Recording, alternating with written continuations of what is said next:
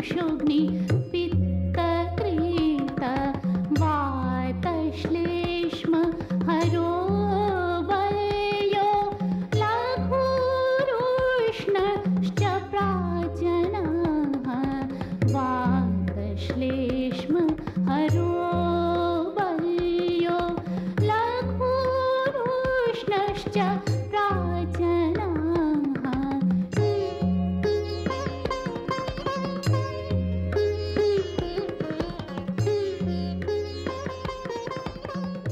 औषधीय वनस्पतियों की श्रृंखला में आज का विषय यही है बेल, बिल्व या श्रीफल।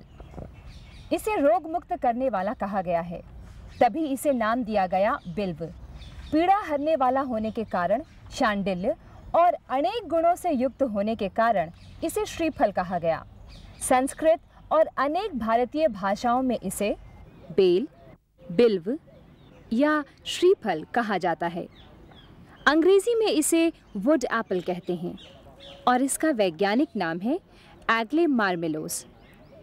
बेल के वृक्ष भारत के लगभग सभी भागों में देखे जा सकते हैं, मैदानी भागों में, तराई वाले क्षेत्रों में और 4000 फीट तक की ऊंचाई पर भी। 15 से 30 फीट ऊंचे कटीले वृक्ष फलों से लदे रहते हैं।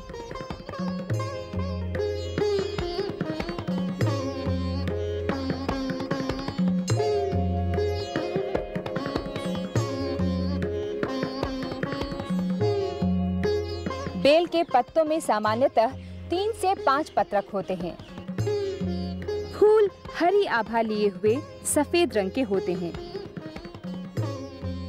फल गोल होते हैं, पहले हरे और पकने पर हल्के भूरे पीले से हो जाते हैं। बेल का छिलका कठोर होता है, शायद इसीलिए इसे वुड एप्पल कहते हैं। पके बेल को तोड़ने पर मीठा, रेशेदार, सुगंधित गूदा निकलता है। इस कठोर आवरण के अंदर जो गूदा होता है, उसमें अनेक गुण होते हैं। इसके बीज लेसदार होते हैं। बेल का सबसे उपयोगी तत्व है लेसदार गूदा, यानी म्यूसिलेज और पेक्टिन।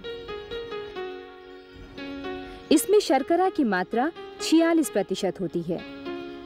इसके बीजों में तेल की मात्रा लगभग 12% होती है। पेक्टिन बेल का महत्वपूर्ण घटक है, चिपचिपा और अम्ल प्रधान है।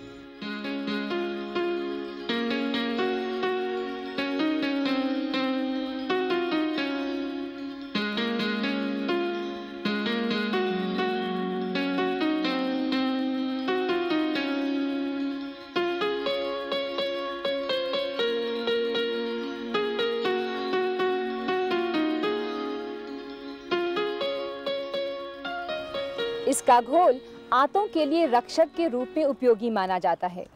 यहाँ तक कि अंकुश, कृमि या हुकवर्म को बाहर निकालने के लिए भी सक्षम रहता है।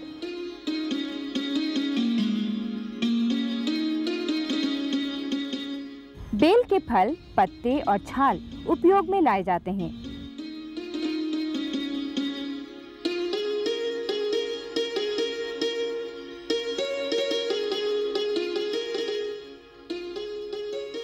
गूदा खाया भी जाता है, शरबत भी बनाया जाता है। गूदा और शरबत दोनों ही आंतों को स्वस्थ रखने के लिए उपयोगी माने गए हैं। चूर्ण के लिए तो कच्चा बेल लेते हैं, मुरब्बे के लिए अधपका और शरबत के लिए पका बेल लिया जाता है।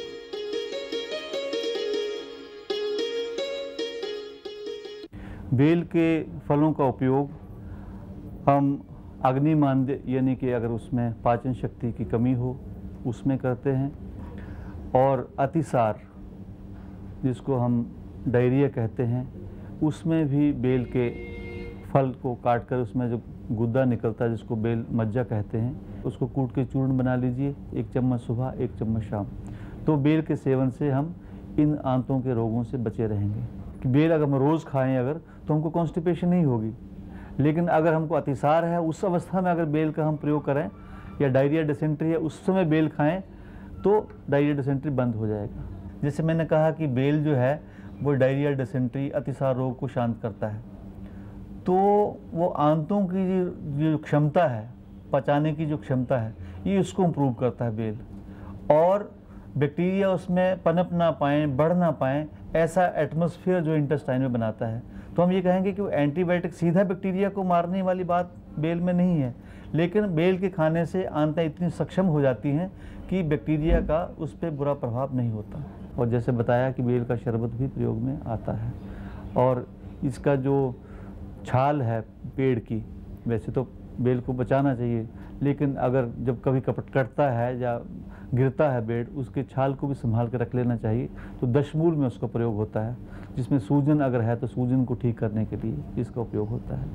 और बेल का जो बीजों के साथ जो तेल बनता है वो कान के रोगों में भी उपयोगी है, ये कर्णशूल में इसको प्रयोग करते हैं। और डायबिटीज़ के लिए बेल के पत्तों का जो उपयोग किया जाता है, पत्ते लेकर के 2 दिन में सूख जाते हैं, उसका 1 चम्मच यानी कि 5 ग्राम सुबह 5 ग्राम शाम डायबिटीज का पेशेंट लगातार लेता रहे, व्यायाम साथ में करता रहे, तो डायबिटीज में इसमें लाभ मिलता है।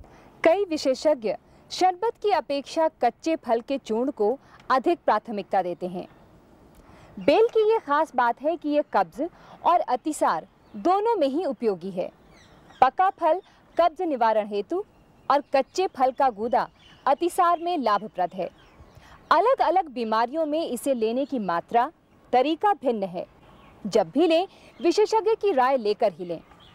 सूखे बेल, छाल की भस्म, पत्तों का रस, कषाय आदि अनेक रूपों में इसका प्रयोग किया जाता है।